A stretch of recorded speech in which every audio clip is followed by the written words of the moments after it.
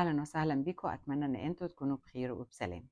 فيديو النهاردة طالعة أكلمكم على تغييرات بسيطة هعملها في القناة، واحتراما ليكم طبعا أنا كان لازم أعرفكم إن هيبقى فيه تعديلات بسيطة في القناة مش هتأثر على نوعية الفيديوهات اللي أنا كنت بقدمها، لأني هفضل أقدمها برضو، واللي هي عبارة عن عرض المنتجات معينة سواء درجات سواء جودة. الفيديوهات دي هتفضل موجودة ومش هغير فيها أي حاجة، وكمان يمكن هتنزل بشكل أسرع شوية. لكن أنا دايما كان عندي حتة إنه أنا عايزة أقول أكتر أو أشرح أكتر في أساسيات بالمكياج. يعني لما كنت بشرح مثلا أتكلم على درجات فاونديشن او كونسيلر، فكانت بتجيلي اسئله بحتاج اشرح فيها جامد. لما تتعلموا الاساس الصح هتعرفوا بعد كده تتصرفوا على حسب التحدي اللي جاي لكم انتوا، هتعرفوا ازاي تتخطوه وتعدوه.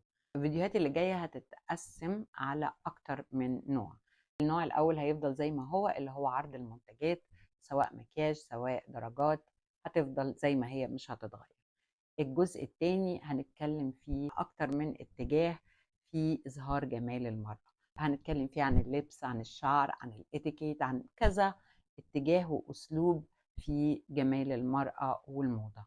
أما الجزء الثالث فهيكون عن المكياج، ازاي انك انت تحطي مكياج باحترافية زي الميك اب ارتست المحترفين. هي بعد ما نخلصها هتأهلك ان انت لو حابة تشتغلي ميك اب ارتست هتبقي عارفة كل التحديات اللي ممكن تقابلك وكل الأساليب وكل الأساسيات. ولو مش عايزة تاخديها كمهنة هتعمليها كمكياج لنفسك، ده هيخليكي تعرفي ازاي تحطي مكياج، سواء عندك نقط جمال عايزة تظهريها أكتر سواء عندك نقط عايزة تخفيها. كل ده هنتكلم فيه وهنتكلم بالتفصيل الممل، لأنه أنا كنت بروح أحضر من الساعة 9 الصبح ل6 بالليل. اعتبري نفسك واخدة شنطتك دافعة كام ألف دولار ورايحة مدرسة تعليم موضة عالمية، وده المكان اللي أنا واخدة شهادتي منه. أنا دارسة في تاني أكبر مدرسة تعليم موضة في العالم. هنبدأ من الصفر خالص، هنتعلم كمبتدئين، ما عندناش في بيتنا غير زبدة الكاكاو. هنبدأ نطلع خطوة خطوة مع بعض لغاية ما نوصل لأن إحنا محترفين. يمكن مش هديكوا شهادة دلوقتي، يمكن على ما الفيديوهات تخلص دي أقدر أعمل مدرسة تعليم مكياج وأقدر أديكوا شهادة، لكن بغض النظر الفيديوهات دي نهايتها هتبقوا إن أنتوا محترفين، بتعرفي تحطي مكياج لنفسك أو تحطي مكياج لحد كمهنة كميك اب ارتست وتطلع ما فيهاش غلطة واحدة. عشان كده فيديوهاتي دي معمولة للناس اللي بجد عايزة تتعلم، مش اللي داخلة تاخد معلومتين وتجري.